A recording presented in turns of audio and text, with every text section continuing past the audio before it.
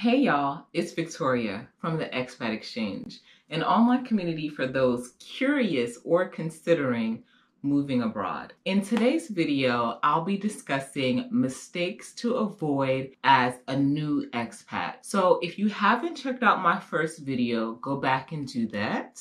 Please and thank you. And one of the things that I discussed, well, not really discussed, but mentioned is I've made mistakes in my transition into being an expat.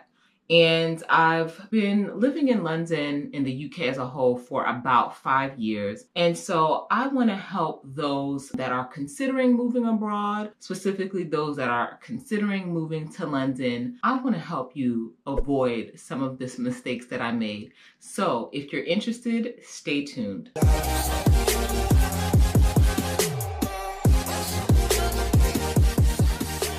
Tip number one is expecting your home country to be like the country that you're moving to. So for me, I'm American and I live in London. So the US and the UK have a shared history starting from, back before the Revolutionary War. And because of the shared history, there are so many commonalities. Aside from the language, even culturally, there's so many similarities. And even despite those similarities, the countries are vastly different. And one of the mistakes that I made when I moved here was assuming that my transition would be essentially like seamless, a breeze, like no worries, I got this. Because the UK and the US share so much history and are, so similar. And that is absolutely a mistake. Please don't do that. Regardless of where you're moving, obviously because of globalization and the internet and access to YouTube, you'll be able to peer in, look from the outside in, which is helpful. But I think if you move and assume or want the same things that you had in your home country, you're making a mistake. Because essentially the whole point of moving abroad is for a new experience. You want to meet new people, try new things, travel to places that are, foreign to you. Definitely try to not compare your new country, your expat country, to your home country. Obviously there are going to be similarities, but expecting it to be exactly the same is a mistake to avoid. Now let's move on to tip number two. So tip number two is being fearful of trying new things. Now, there's a clear difference between fear and danger. I'm not advising anybody to do something that will put your life at risk. That's not what we're talking about here. That's not what I'm talking about here. What I am saying is if you have chosen to uproot your life and move somewhere else, I think at the very least, you should expand and do things that are outside of your comfort zone that is within reason. I think a mistake to make is to not try new things and to remain in a box. That's kind of not the point. The point of moving abroad is for a new experience. And if you allow fear of trying new things or fear of failing to hold you back, then essentially you're impeding, your growth and your learning and expanding into like a new and better person.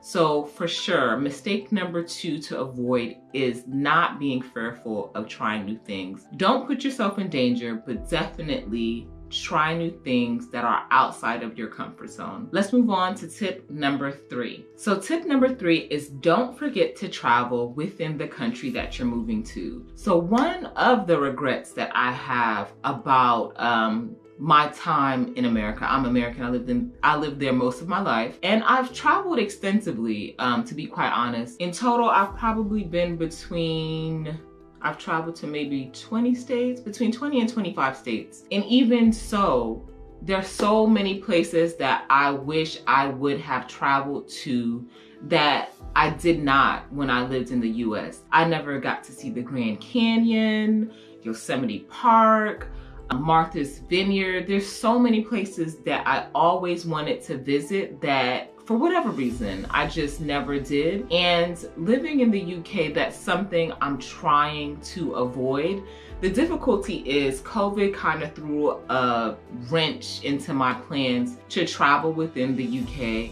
But now with things, you know, basically opening, now the issue is, you know, there's staff shortages with airlines and things like that that's making it difficult to travel. And here in the UK, train strikes are definitely real. So those sort of things get in the way, but I'm definitely making a conscious effort to travel within the UK and explore, you know, what it's like to visit and live, well, not necessarily live, but to travel and visit outside of London, the capital. So that is definitely a mistake that I made when I lived in the US that I'm trying to avoid now that I live in the UK. Let's move on to the next tip. Tip number 4 is to make sure that your paperwork is in order. As a foreign national, please make sure that your paperwork is in order. Make sure that you have copies in a safe area of things, even like